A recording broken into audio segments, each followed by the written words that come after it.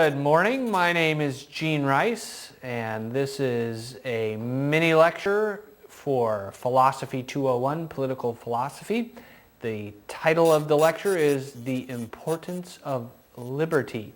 We're filming here in the wonderful studio at Fort Hays State University in Hays, America, in the bowels of the library. And we're here today this morning to talk a little bit about liberty. You probably have already read John Stuart Mill's On Liberty, or if you haven't read it yet, you will be reading it very soon. And the goal of today's lecture is to set out Mill's argument for the importance of liberty. That's our primary goal. We have as secondary goals a little bit of talk about how the word is used and perhaps misused, and then we'll also offer some discussion of what Mill calls the harm principle, and finally then we'll wind up talking about some of the questions, some of the objections which might be raised against the argument Mill offers for the importance of liberty. This will probably not be the only time I will speak to you on the question of liberty. We'll probably have some other lectures on this topic, and so you should feel free to begin creating a list of questions which you can ask myself or this cooperating teacher or your fellow students as we go along. So let's begin with our look at the concept of liberty. Liberty is one of the most widely used words, political words, in the West. No one would ever say they're against liberty or that liberty is a bad thing. And I have a little picture there of the Statue of Liberty because I got bored of my own PowerPoint slides. But liberty is an important, very important concept in Western political philosophy, and is one we're going to spend, as I've already mentioned, a fair amount of time on. Before we begin our substantive look at liberty, we should note that because the word is so widely used, there are a lot of political labels which we want to be aware of and mostly avoid in this class. You may have heard someone been called a no-good liberal or a do-nothing liberal or that liberal senator from Massachusetts. And in America, the word liberal, at least for some people, takes on a negative connotation, as in someone who is politically too far to the left. But of course, even the most rabidly conservative or right-wing politician is a liberal in the broad sense. That is, they believe in the power of liberty. And in fact, many conservatives in America would criticize left-leaning legislators as being as restricting liberty as opposed to enforcing it. So there is in the United States a Libertarian Party, which again gets its name, at least indirectly, from the concept of liberty. Liberty is used in other ways, in other forms in our country as well. But the point here for this class is that we're going to avoid using the word that way. When we talk about the word liberty, what we have in mind is its original connotation, which comes from the word freedom.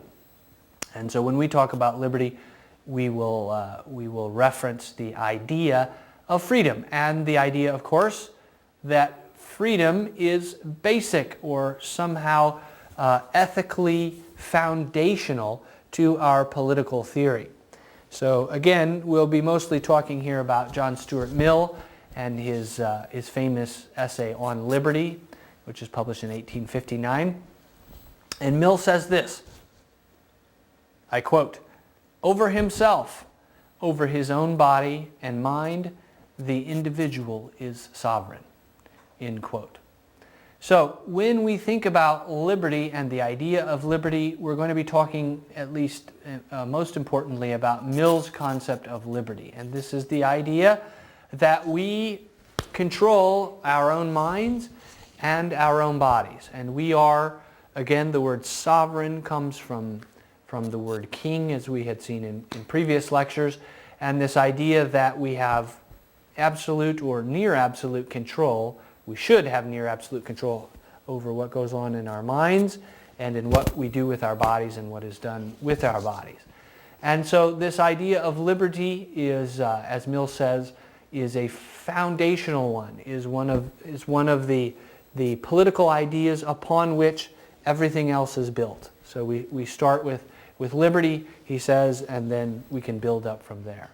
And so let's begin our look at this important concept by looking at the argument for. And this argument is contained in the essay itself, but nonetheless we want to be, because the idea is so important, we want to be very careful that we flesh out the argument as best we can. And so that's our primary job today, is to flesh out that argument, and we're going to do that with the help of a contemporary American philosopher named Joel Feinberg.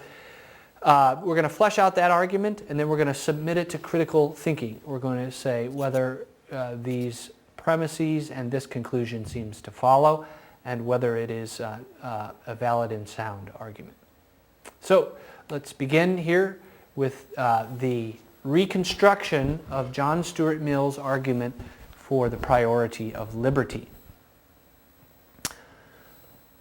In philosophy, when we get to important ideas, we want to know why people should believe them.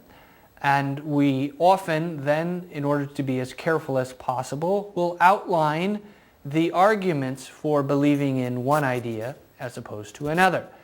An argument is a set of reasons for believing a particular conclusion.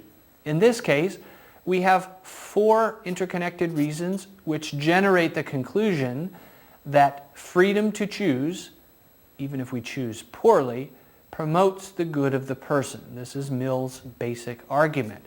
And Joel Feinberg is a philosopher who has outlined these 4 premises, and I think they're a very good way of getting at the heart of what Mill said in that essay on liberty. And they remain important elements of the argument for liberty today. So even today, as one country talks to another, and as some countries promote liberty and others attempt to limit it or promote other ideals in lieu of certain kinds of liberty, this argument remains very important. So let's take each of these premises one at a time. The first premise then, humans' highest good is flourishing. Let's pull this premise apart. A premise is just a reason to believe something. So the first reason to believe that conclusion we had just identified is that if we are humans and we want to flourish, we should be free. Our highest good is flourishing. And here, the word flourishing has a specific kind of meaning. Flourishing does not mean merely being physically happy or physically satiated, feeling a physical feeling of good. Flourishing is involving the whole person. And it is as the definition there says, is a self-realization. And so we might make a comparison with a plant in order to identify what it means to flourish in Mill's sense. Suppose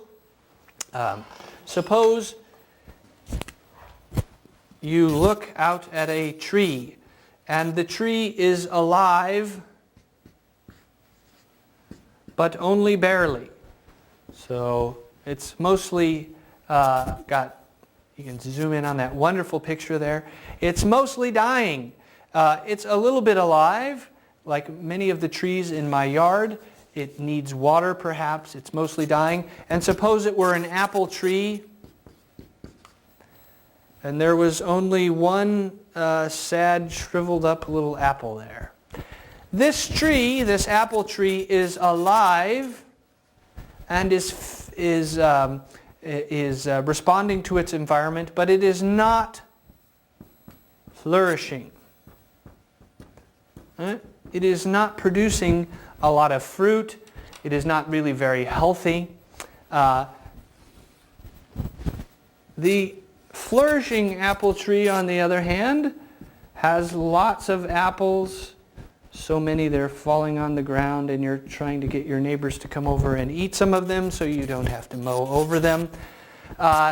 This kind of a tree is a flourishing apple tree. It is healthy. Right? It is obviously also alive, and it is bearing great fruit. Now, what in the heck do these really terrible pictures have to do with Mill's argument for liberty? Mill's first premise says, in order to be a truly flourishing person, you need to be free. And so we can make the comparison here between a person who is alive, merely alive, and a person who is alive and also flourishing. And so I might be alive but not flourishing. And if we make the analogy here, the comparison with a flourishing person and a flourishing tree, a flourishing person is also healthy. Obviously, a flourishing person is alive, but a flourishing person is bearing fruit. Now, I do not literally grow apples, and I doubt you do either. What does it mean to flourish or to bear fruit as a person? Well, it means that you're fulfilling your natural talents, you are engaging all of the things that make you human. And so in a, excuse me, I dropped my eraser here. In a flourishing life, you will be involved in promoting your own good. You'll probably be involved in promoting the good of your family or your society. You're engaging your mind and your heart as well as your body. And in all of these things, you're fulfilling or you're bearing fruit. You're attempting to make the world a better place with your skills and your talents, right? So the tree has the unique gift of bearing apples, the apple tree, and each individual has a unique set of skills and talents. And according to Mill, in order to flourish, to be truly human, you should be employing these unique skills and talents for your own good, for the good of your family, for the good of your local community, and of course, the good of your country. Okay, so let's leave those lame pictures alone and go back to our argument and look at the second premise. So premise one was humans' highest good is flourishing. The second premise was that flourishing requires difficult choosing. All right? So if you think about what it is that you want to do with your life, you will have lots of choices.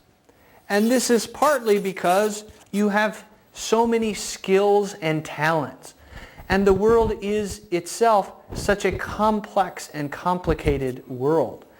And so if you're going to live a fully human life, you cannot simply say, I'm going to sit on my couch and drink beer and watch TV. Because if you do that, you might be alive, but you won't be engaging the world with your skills and your talents. And you won't be benefiting the world with your skills and your talents. And so the more talents, the more skills you have, and the longer you live, the more choices you will have. And so in Mill's argument, we come to the second premise, which says that to be truly flourishing requires difficult choosing. The choosing is difficult because there are many choices, and over time there will be lots more choices.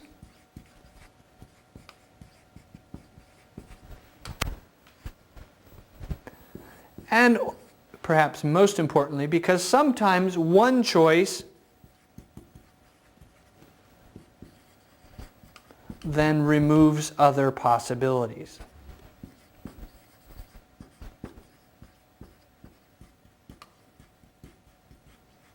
So, when you decide to go to college, wherever it is that you're in college, whether it's at Fort Hays or in China or on a military boat out in the ocean, wherever it is that you're going to college, you have made a choice to develop your skills or your talents, and that choice has limited other possibilities in some respects.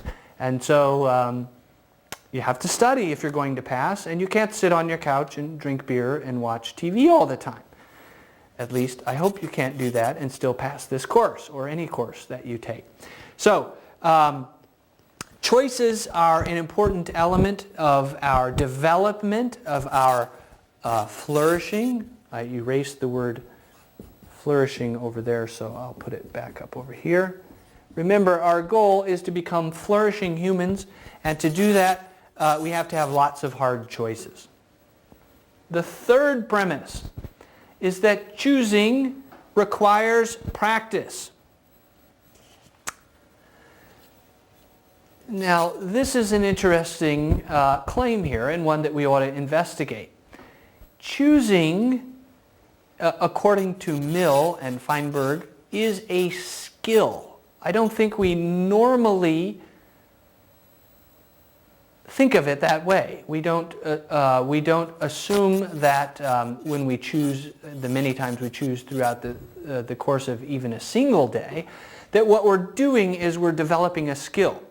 Now, what is a skill? A skill is a habitual way of acting or thinking in a particular area. And so if I want to ride a bike, I had better have the skill of bike riding, of balancing a bike. And if I want to become an artist, I clearly need some skills which I'm not exhibiting now, right? You have to develop artistic skills, and in some cases you are born with them, in some cases you couldn't get them at all. But for most skills, we can develop at least a low level of ability, of capacity. Mill says, if you want to be a flourishing person, you have to make hard choices, and you have to practice choosing. All right? So there is a skill of choosing. And that skill requires practice. And to be human then, to have a chance at a flourishing life, is to practice your skill and practice it at increasingly difficult levels. And so, although, as I mentioned, we might not initially think of choosing as a skill, if we look at how we teach children, I think it becomes clear that Mill is on to at least something here. Because I do not, for example, my own children, I do not have my son Peter choose whether he would like to drive the car up on the freeway. Even though I'm sure he would love to try that, that choice is too difficult for him at this point. He's not ready for it. He can't even ride his bike up on the street yet, his bicycle, because he does not have the proper skills for bike riding, and he has no skills in driving a car yet. And I don't know, maybe he never will. But in order to develop our skill of choosing, we have to practice it. And we have to practice it, as I said, at increasingly difficult levels over the course of our life. And so we don't start out teaching children or giving children really difficult choices. We give them easy ones. Like, do you want apples or peaches with your dinner? Or, when the children get older, they can maybe choose what they want to wear or who they want to be friends with or something like that. And eventually we get up to the really hard choices, like, what are you going to do with your life? And are you going to get married? And what's the meaning of it all? And who will you vote for? So, according to Mill, choosing is like a skill, and it requires practice. And if we want to be a flourishing individual, we cannot avoid the development of this skill, this crucial skill. All right, to the fourth and final, I went the wrong way there on mine, sorry. The fourth premise is that the more difficult the practice, the stronger the resulting skill. And I may have already kind of hinted at this in the last premise when I was describing it. But this is the idea that if you want to get good at the skill of choosing, you have to choose increasingly difficult, choose in increasingly difficult situations. So if you might imagine, again, take a child, we bring the child along in the difficulty of their choosing. And when they get to be 18 or 19 or 28, then they can start really choosing on their own the really important things. And in a similar kind of way, Mill says that if we want to be a truly flourishing human being, we have to choose even the very difficult things. We cannot avoid them, or we should not avoid difficult choices, because this is how we practice. Again, you might, if you wanted to be a great volleyball player or a great basketball player, when you get to be 18, you can't be practicing against 10-year-olds. That's not really fair to the 10-year-olds, but you're not going to get any better. Right? If you're 20 years old and you're playing against little kiddies, you're not going to improve your skill any. And so Mill says that we need to allow human beings, individual humans, not only to choose, but to choose even in the most difficult of circumstances. Because it will be in that difficult, in those difficult circumstances that we really hone our skills of choosing, and that will lead then to a truly flourishing individual life. So, those four premises lead to the conclusion that the freedom to choose, even if there is a danger of choosing poorly, will promote the good of the person. Right?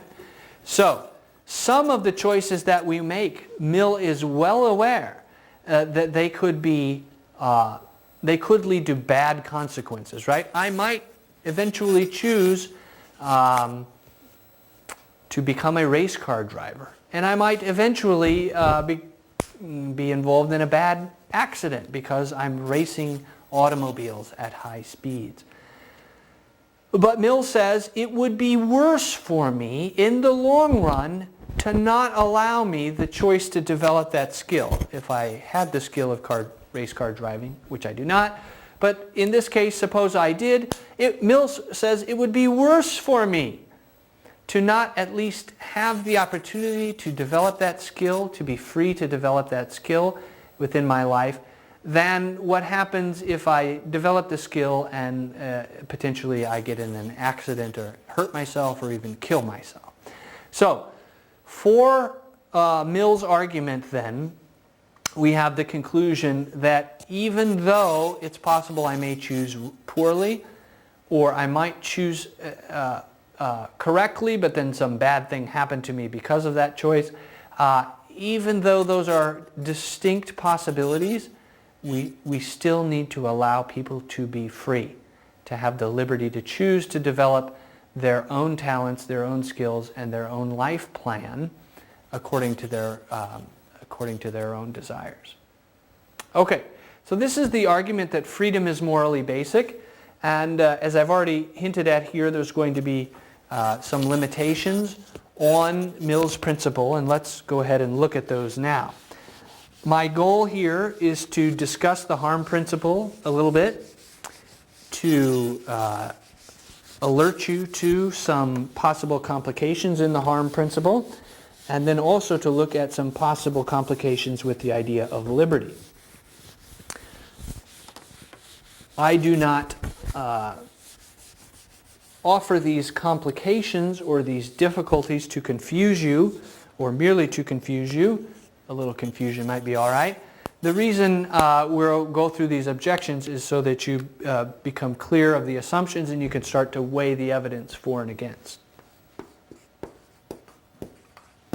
So, in his essay on liberty, Mill talks about the harm principle. This is still a very important political idea, and this is the idea that human beings, individuals, should be left alone, largely left alone, by governments, by other religious groups or by political groups, by their spouses even, to freely choose unless the choices harm other people.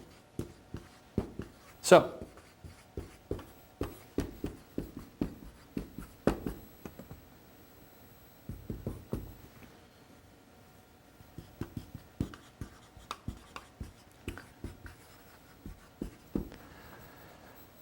this is, I think, a pretty intuitive, that is a pretty commonsensical concept or principle.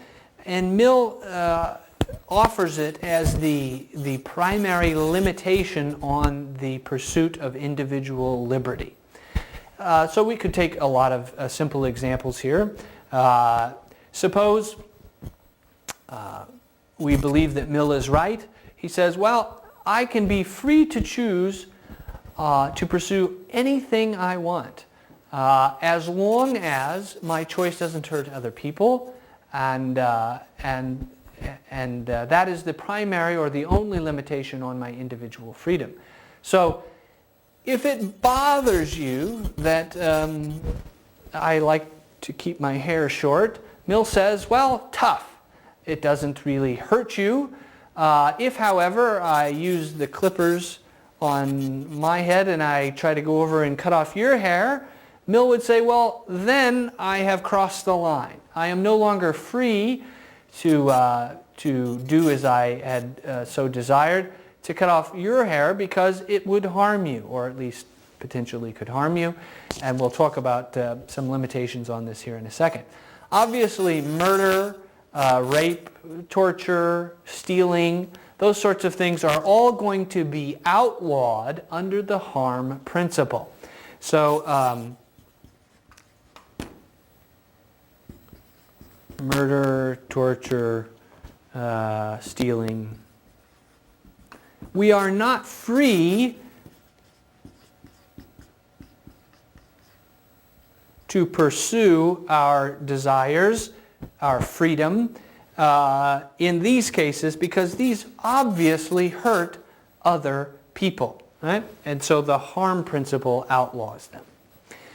Now, Mill, in the essay on liberty, is careful to distinguish the harm principle from mere offense, what he calls mere offense. You might be offended by my hairstyle, but you are not harmed by it, according to Mill. And so this is an important and somewhat controversial distinction here, but let's look at what he means, or his understanding of the definition of harm. Harm must be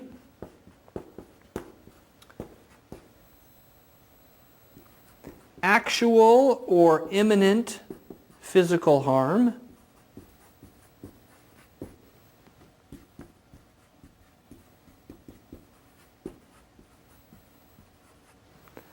this is, again, the obvious case. If I murder you, it is obvious I have harmed you. If I assault you, it is obvious that I have harmed you. Suppose I were coming at you with a knife and an angry look on my face. Mill says, well, then the harm is imminent, and the government, for example, would have a legitimate reason for stepping in and limiting my freedom by tasering me or shooting me or tackling me, right? So that I don't harm you. So it doesn't actually have to have happened for the harm principle to limit our freedom. So imminent just means it's very likely to happen in the near future, and that harm will be physical, and if those conditions are met, then the government or other people have a moral reason to intervene and limit our freedom. All right? But Mill knows that we can hurt people in all kinds of ways that are not merely physical. And so we could harm a person's, what he calls a person's interests or other rights.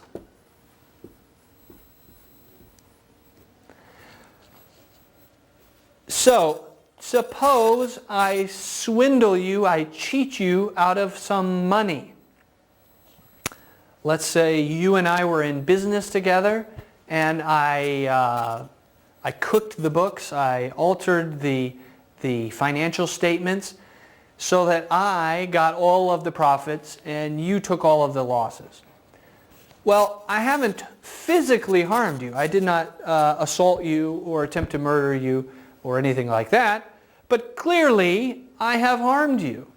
And my lying and my cheating and my stealing your right to the profits is, under Mill's principle then, immoral and should be outlawed or should be attempted to be prevented.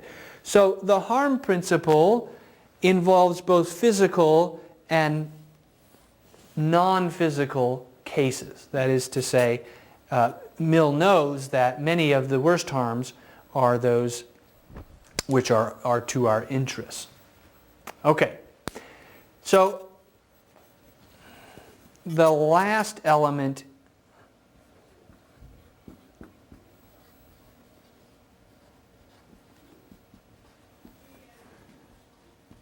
we'll identify here is Mill's distinction between self-regarding harm and other regarding harm. Okay, this is in the PowerPoint, but we'll put it up here. Mill says we have a common sense idea that of the distinction between when we're harming ourselves and when we're harming other people. Joel Feinberg uses the great example of a person who drinks too much alcohol. And he says, we know that a person who drinks alcohol, a bachelor, a person who's not married, who, let's say, drinks too much alcohol, gets drunk in their basement, is doing some harm to their brain cells and to themselves perhaps. But it's not the kind of thing that we ought to intervene and prohibit people from doing because it's self-regarding. It only hurts the individual who's doing it. Now compare that case with this case. Suppose the town sheriff, while on duty, gets drunk. Right? So the person who's in charge of keeping everyone safe is in their police car and they're drunk. They're had too much to drink. That, Feinberg says, is clearly other regarding kinds of harm. And so, according to Mill and according to Feinberg, if your actions obviously harm others, then they can be restricted, then they can be limited legitimately by the government. Okay, so self-regarding harm, except in extreme cases, is not to be limited. So, we kind of cross that out. Except Mill seems to make exceptions for cases of slavery. That is, I cannot sell myself into slavery, according to Mill, because the harm to myself is so long-lasting and so great. And he also thinks that we can probably intervene when people are suicidal, when they're thinking of taking their own lives. Again, because that choice by its nature seems to harm our flourishing, our ability to choose in the future. And so Mill thinks that in those cases we can maybe limit self-regarding behavior, but mostly we cannot limit self-regarding behavior, even if it's pretty harmful to ourselves, even if we think it's crazy that other people are sitting around drinking too much or doing whatever it is that they're doing. As long as it's not harming other people, generally we ought to leave them to do what they want, to be free to choose for their own possible flourishing. Okay. Now, so that's a rough and ready idea of the harm principle, and I mean, you probably have already yourself thought of some good questions or exceptions to the rule, and so now I want to turn a little bit to some of the controversy around the harm principle and look at some objections to it. So I'll leave HP as a acronym for the harm principle. I'll leave that up there, and then we'll think about some objections. I have already mentioned that the harm principle has a pretty powerful foundation in common sense. We seem to, at least I seem to, and I would think maybe you would seem to also make these kinds of distinctions between hurting other people and doing something which only hurts myself. And also this idea that although it's a good thing to choose, as soon as you start choosing actions that hurt other people, well then you've crossed some kind of boundary. So there is some powerful intuitive, internal, commonsensical reasons for thinking that the harm principle is a good moral principle. But it is also the case that it is not perfect, and that there are a lot of complications or questions about how exactly in certain cases the harm principle would rule. So if we look at then some objections to the harm principle, some people have argued here, number one there, that the harm principle does not prevent harm to institutional practices. And because institutions seems to be at least somewhat distanced from other human beings, there are cases where it seems like we ought to limit people's freedom because what they're doing is hurting an institutional practice. Now, what might that mean in an institutional practice? Suppose that I'm called to serve as a juror on a trial. In a country like the United States, we have trial by jury, and in order to have a trial by jury, a jury of one's peers, people have to show up at the juror's office. And so suppose I'd rather go do something else besides sit on a jury trial. And usually, in my experience, jury trials are very boring and long, and I think I have something better to do than to sit on a jury for a trial. If I skip out on my responsibility to sit on the jury, it seems like I have harmed the institution. Now, there will be other jurors, and probably they will find enough people to run the trial, but nonetheless, it looks like I shouldn't be free to skip that because I'm hurting an institution or a particular institutional practice. And yet, it doesn't seem clear that we have met the three conditions which we had just outlined where Mill talks about the harm principle. So that's one possible objection. The second possible objection, and this is probably a much bigger one or more important than the one we just mentioned, is what is sometimes known as paternalism.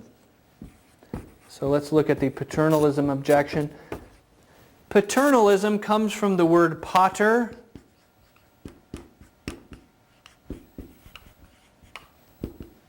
which is from, or is the word father. And the paternalism objection says that there are lots of cases where people could choose poorly and either harm themselves or prevent themselves from getting certain benefits. And in these kinds of cases, the paternalist says that we ought to intervene or to limit freedom. So, the paternalism is like a father figure who intervenes to help the child. Right? In this case, the government is like the father, and they can intervene or limit freedom to help individuals.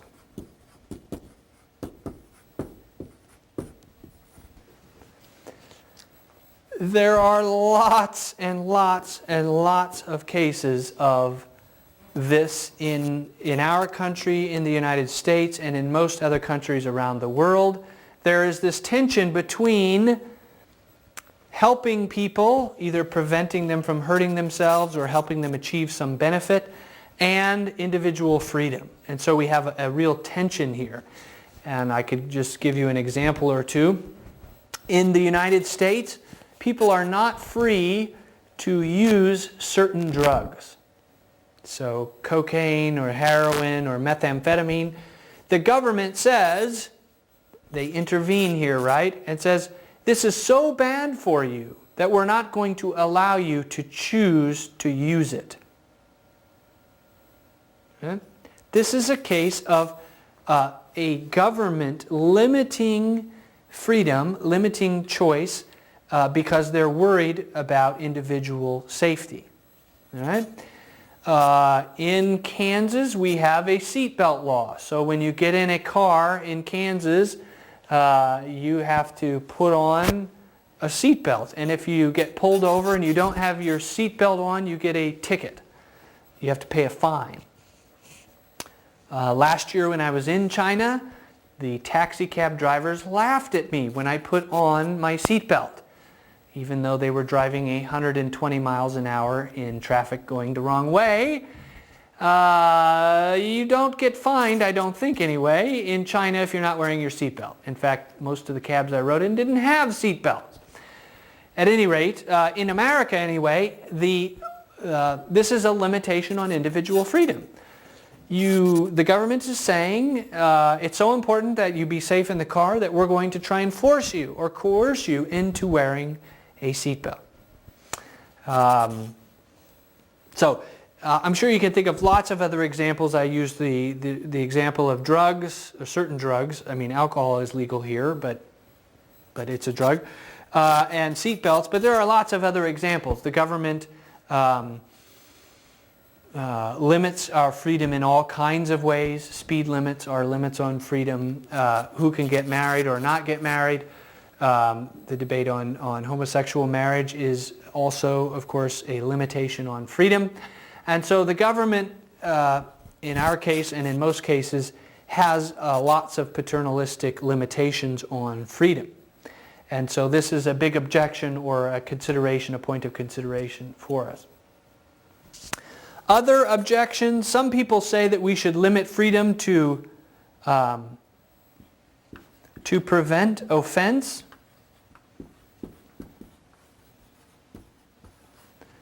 Remember, Mill says that we shouldn't do this, right? Just because someone is offended but not really harmed, that we shouldn't, we shouldn't limit freedom for that. But some people say, yeah, we should.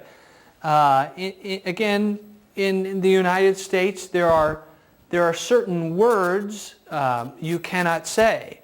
Certain cuss words, like shit or damn, other kinds of cuss words, which are prevented from being said on the airwaves and other places because they will offend people.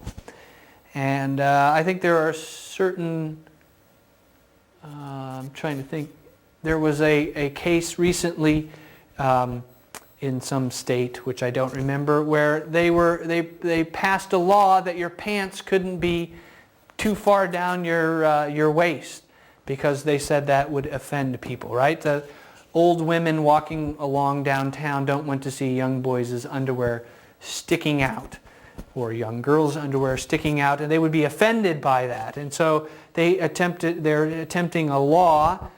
I'm really glad I'm not a police officer there that would have to enforce such a law, but they were trying to say, that as long as the pants were up above the rear end, that it was okay, but that if you saw so much underwear, then that was not okay. And so this was an attempt to try and prevent offense.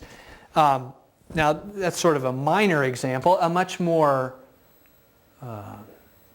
weighty example would be in some countries, for example, in Iran, you cannot offend, or there are laws against offending or doing certain things which would offend religious sensibilities. And so You can be thrown in prison if, for example, you slur Muhammad, or you draw a picture of Muhammad, the foundational leader of Islam. And so there are some sort of silly examples like the first one, but there are some other examples where people are in prison or are being executed because they are offending. They're not really harming, they're not beating people up or stealing money from them, but they're offending their religious sensibilities. And so even in this country, we have some of that where religious sensibilities are offended, and there are laws which are promulgated or created to prevent people from being offended. And the last, some people say that we should limit people's freedom to punish their sins. And again, the key word here would be comparing harm to sin as opposed to comparing harm to offense. So all of these here are objections to the harm principle, right? Or complications to the harm principle. So let's take the example of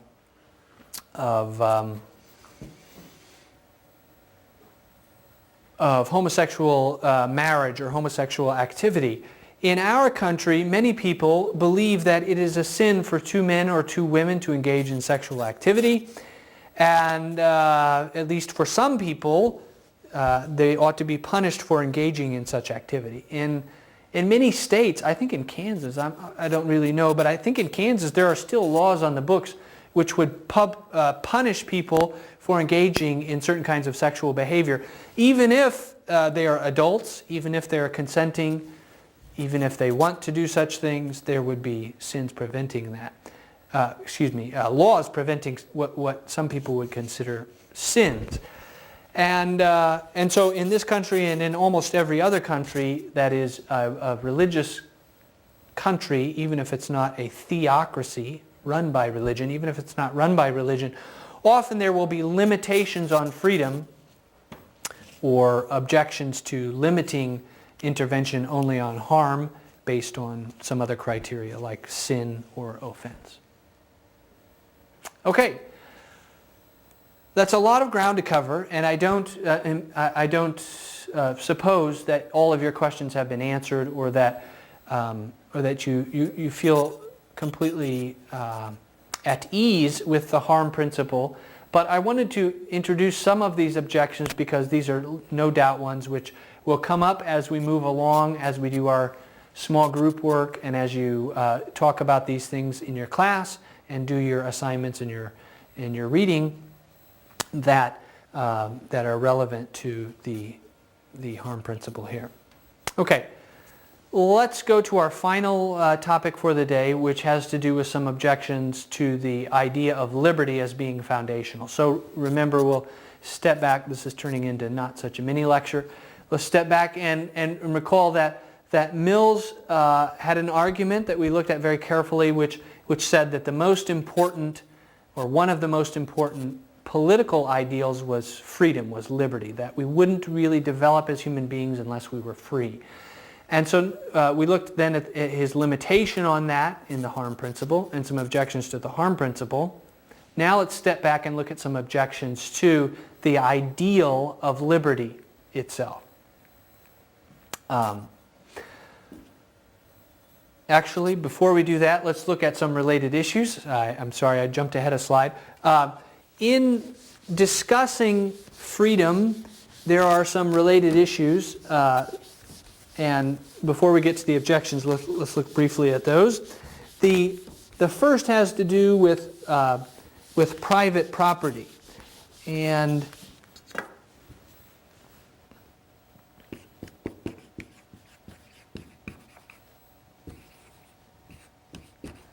this is a very important, and in some cases very, people get in a lot of arguments about the relationship between freedom and property. In the United States and in many other countries, of course, private property is very much a part of our historical and theoretical background. And we want to know, when we talk about freedom, what is the relationship between freedom and property, between free markets and liberty, and also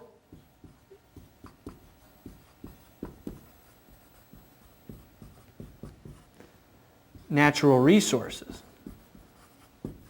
So there are a lot of questions here. I will only mention one, well, maybe a couple.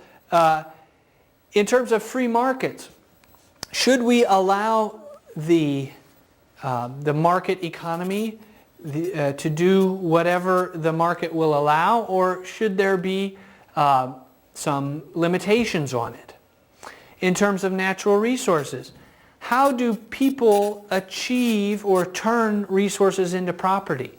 Are unowned resources that any individual can claim? Or are unowned resources kind of owned by everything? Not everything, everyone.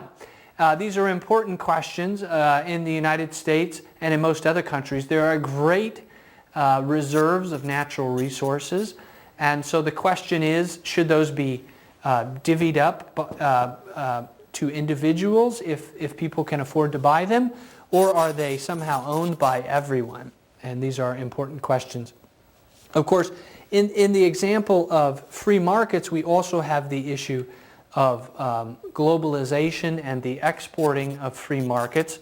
And so in the United States, for example, we are promoting free markets around the world, for better or for worse, in part because we believe that free markets are good for liberty and therefore good for individuals. Another important question, I list three of them there in the PowerPoint, is whether freedom is best protected by a big government or small government.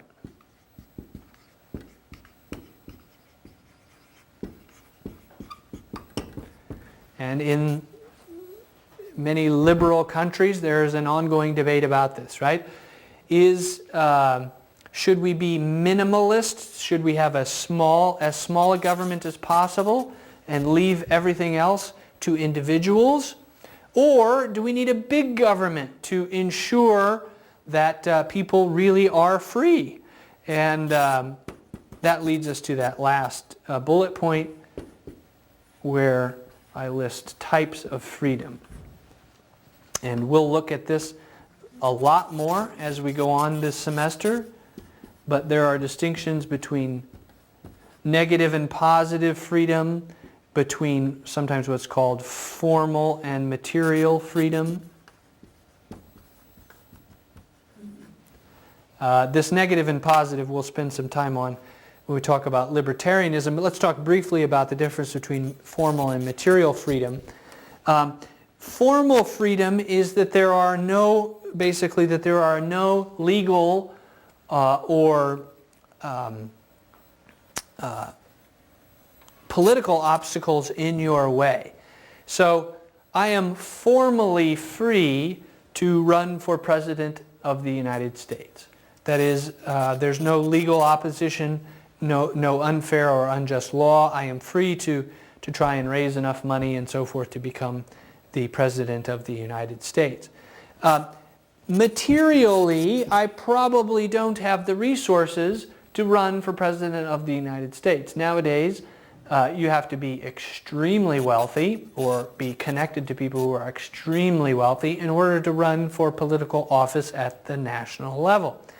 So this distinction, we'll have some reason to think about it as we go along, but some people will say, as long as there are no obvious restrictions to your pursuing a course of action, then you're free to do it. But other people will say, no, you need to have material resources in order to be considered truly free. The classic example of this distinction is education.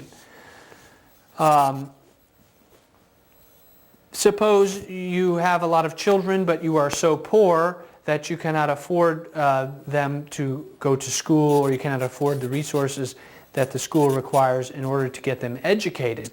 So formally, there may be there's nobody telling you that you can't send your kids to school, or if you're the child itself, I mean, there's no law which says that you cannot go to school. But on the other hand, if you do not have the material resources, you will not become educated, and therefore you cannot participate in this society, in a literate society, a society that requires reading and writing. And therefore, some people will say you won't be truly free, right? So we'll look at this debate some more. This is just by way of getting you started on thinking whether or not there are kinds of freedom. Okay, now let's go to the objections, which I had mentioned before. In thinking about liberty, we can think of, these are just two objections, there are probably many more, but many liberals, that is, people who believe that liberty is ethically foundational, ethically basic, among those people, some people will object and say that they only presuppose the primacy of the individual over society. And this will be an objection and a debate which we'll think about a lot this semester. So you have an individual and a society. Which do we put first? Is the individual first and the society second? Or should the individual be second and the society first? How do we relate the individual to society? Obviously, liberalism and Mill's view of liberty say that the individual should come first, right? And that the government can only intervene in limited circumstances where there's going to be obvious physical or harm to one's rights or interests. But many other cultures and many other governments would say that the opposite is true. That really there is no individual without the society, and so it's the society that ought to come first, right? And so you can think of, socialism and some forms of communism. Sometimes it's called communitarianism.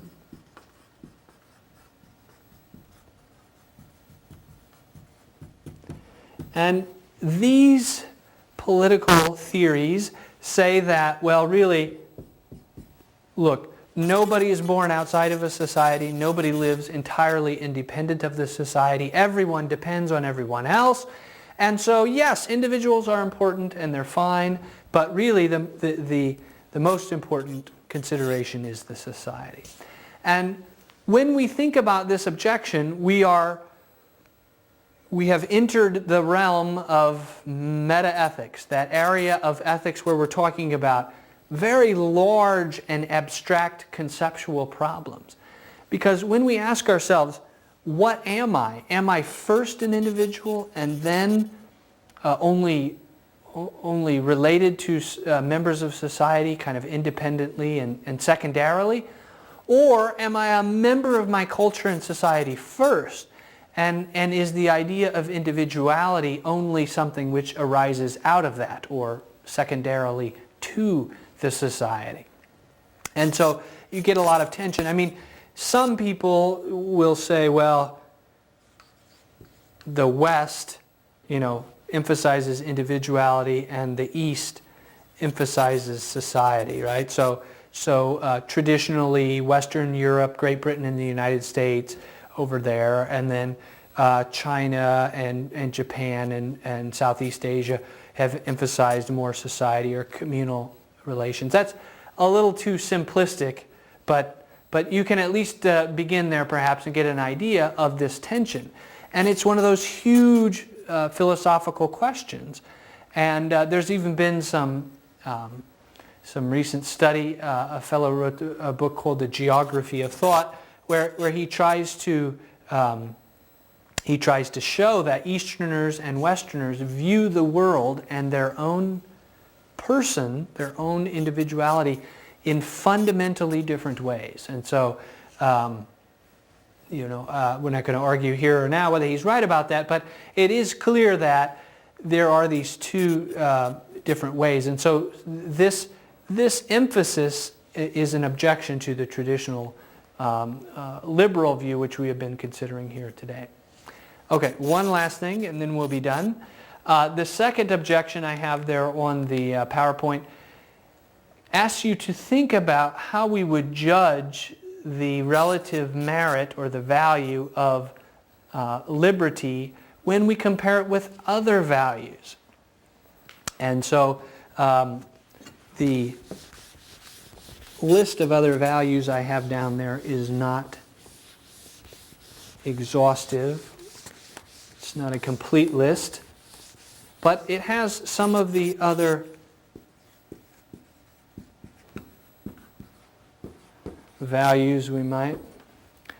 So if we think of a scale here,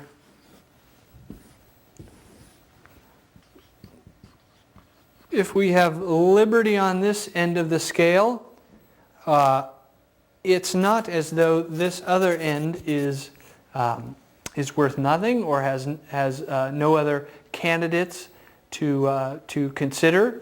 There is the concept of merit.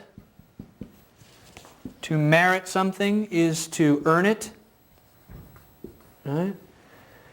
So, for example, suppose you had worked very hard in your company and you had earned every right to the promotion, and the boss says, nope, I'm free, I'm going to give it to my idiot son.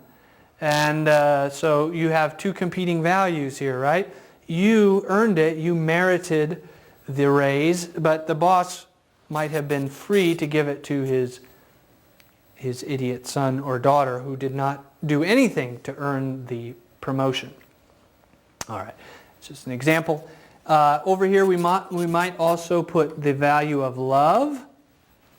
Right? Some people will say, well, look, you can be free all you want, but that's not a very flourishing human life if you don't love anybody or nobody loves you. Another doozy, which we'll spend a lot of time on this semester, is equality. How do we weigh the relative merit or the value of equality when compared with freedom or liberty? And lastly,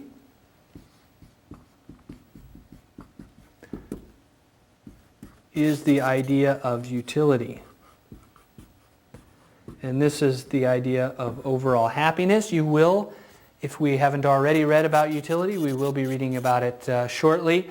And we will have probably some good time to think about the concept of utility. But basically it's the idea of total happiness. And so if we're able to promote happiness by limiting freedom, should we do it? Right? Suppose most people really would like a new baseball stadium where your house sits. Should we override your right to control your house, your freedom to control your house, and put in a new baseball stadium because it would make a lot of people happy to have a baseball stadium? That's just one example of the possible clash of the value of overall total happiness and the value of liberty or freedom.